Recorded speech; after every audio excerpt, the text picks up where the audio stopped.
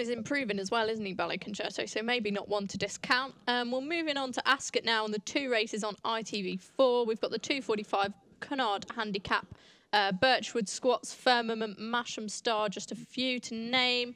Frank, how do you bet on this one? Yeah, Birchwood 5-1, Squat 7s, Firmament and El Haim 8s, Remarkable 10s, Masham Star, Midjack 12s or 14s bar. Okay, Frank, do you want to kick us off with your thoughts on this one? Yeah, I put up one at Goodwood there a couple of weeks ago. Shady McCoy, he was done from the draw. It was kind of like if he got into a decent position, he'd have a chance, but he had no chance from the draw. But he's back to Ascot, where he's run well twice. He wasn't beaten very far in the Victoria Cup earlier in the season. He was beaten a length and a quarter off £2 higher, and he got no luck at all in the run in the international. I think he said international afterwards. So he's actually £2 lower than that Victoria Cup run, and George Wood claims another 3. And Ian Williams is one of my favourite trainers for landing a bit of a touch. I think this fella can run well at a decent price. He's 16-1. Oh, I love Ian Williams. I think he does so well with his dual-purpose horses. David, quick look at this. Yeah, very, very tentative vote for Squats. Got absolutely no run last time at Chelmsford. It was a real messy race, and it's a type of track sometimes you can't get into the race often when you're held up way at the back. It finished 8th to Masham Star. It was beaten 3.5 lengths. That doesn't tell the full story at all. Kind of was switched towards the inside at a crucial stage and got no run. Thought the run before that at Newbury was reasonably impressive. Again, was kind of blocked in its run. That was off a mark at 95. It's been dropped a pound since running at Chelmsford, down to 99 now. So, yeah, I just thought in an open race, I thought Squats, if the gaps did open, stalled 16, it's hard to know whether that's going to be a positive or negative, and will need luck and running. But if the gaps do open, she'll be thereabouts. He's one of those horses, he likes finding trouble, doesn't he? He sort of just skies through. He's like Frank. Right, Graham, what do you reckon of this handicap? I really fancy one at a good price. Top score. Ran an absolute stormer in the Guineas. I mean, was not beaten far. Churchill, Barney Roy, Alwood Care, Dream Castle, Eminent. I mean, you're talking proper Group 1 horses there. Jesus. God knows what has happened since. Has completely lost his way. But that sort of form, for a mark of 106, will be more than good enough. And I just got this gut feeling that he is going to bounce back. I can't explain why. Which race did he run out at Royal Ascot? Yeah, he ran there in one of the handicaps there, I think, and he was beaten a mile, and he was beaten at Ascot last time as well, beaten a mile. I got no idea what's going on with him, but he's just got so much talent. I can't possibly leave him alone. I think he's around 33-1. I mean, that's a ridiculous price. If he runs to his Guineas run, he's an absolute certainty. An absolute certainty from G-Rock. That's what you want from your tipsters. I have a good feeling that he's going to bounce back. I can't explain why, but I just have a good feeling. That's proper analysis, that is. Can we have some more of those? The 335 Appletiser Stakes. Frank, how do we bet on this one? I imagine Cape Coast will be at the head of the market. Oh, he's actually only second favourite. First Nation is our favourite at 92. Cape Coast is 13-2. Anything Today, Tudiba, Torcello 8-1. Seafarer 9-1. Londinium 10-1. And we're 11-1 bar. Now, I like Cape Coast because he did well from draw 11 at Chester last time to finish second to My Reward. He's a real Mark Johnson improver. David, what do you make of this one? I think, for all the praise I was giving Franny Norton for getting across early on last week. It was last week, wasn't it?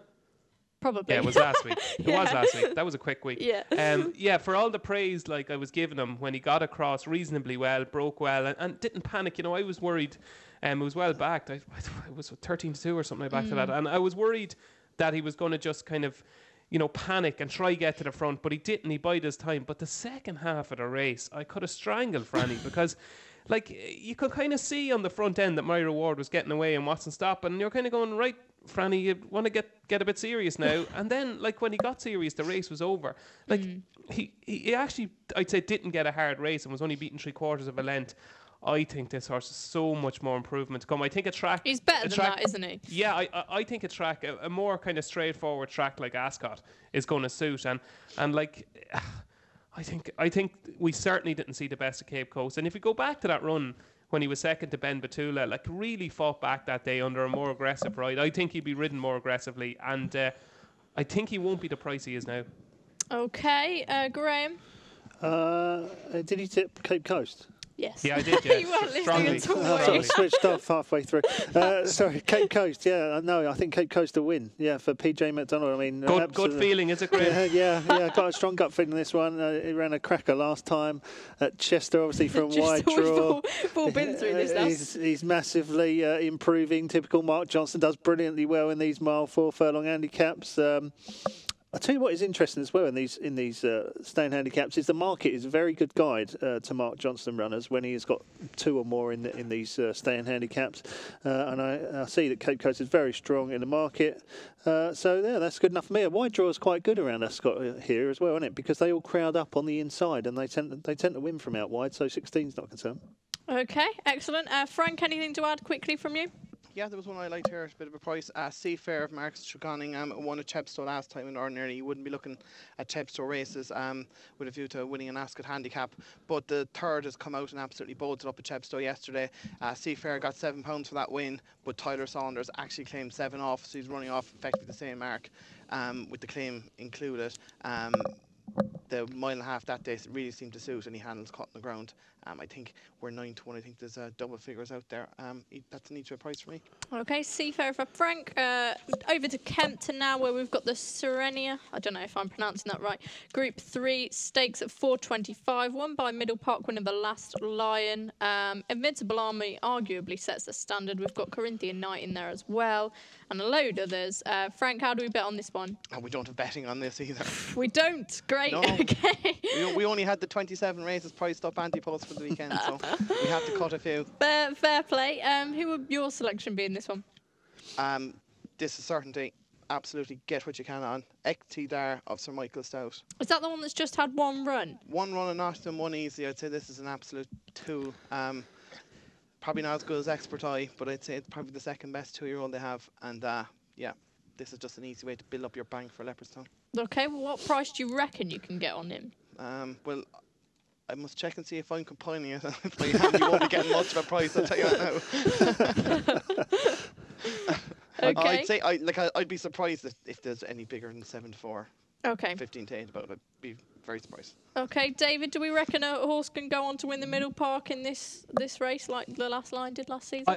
I like Frank. I love Ektidar, but I have to say I was a little bit disappointed with Mountain Guard the other night at Lingfield. It was a good maiden that Society Power won, and Mountain Guard ran fine. Like, it was thereabouts. I think it was beaten about 3 lengths into 4th. That was second to Ektidar. But it was just so impressive that day. And the fact that one of Sir Michael Stout's went off so short in the betting, like, speaks volumes. It really does. I'd say he's a star. I really would. I'd say he's something a little bit special. And he certainly would be in mind for one of the classics next year. And the way he travelled at Nottingham was brilliant. I think Kempton will be fine for him. And like Frank, I'd be surprised if he's beaten. Well, it speaks volumes when Sir Michael has a 2-year-old who's as forward as that. And, usually we're used to his horses progressing as they get older. He'll be a bit of a price as well. He's not going to be evens or anything like that. He could open up about 2s or 9 to 4, I'd say, Frank. And you'd be diving into that, both of you. He has got a horrible draw, though. I mean, for a horse round Kempton, stall 8 is not the place to be over 6 furlongs. If he gets caught out wide round there, it's a tight turn. He might have to be a star to beat Invincible Army, who is drawn in 2. He's got loads of experience. He's bound to bang out and can get a good place. I don't know. I think he's got it all on from that stall. I'll go as far to say he could give him a head start and beat them. This is how good this fella is. I like Corinthian Knight, as I mentioned him. I think he's unbeaten round a bend, and he was rapid when winning last time. And he's drawn 1, so he's going to fly off, isn't he? Exactly. So it could be ideal for him. We'll move on from this now. It's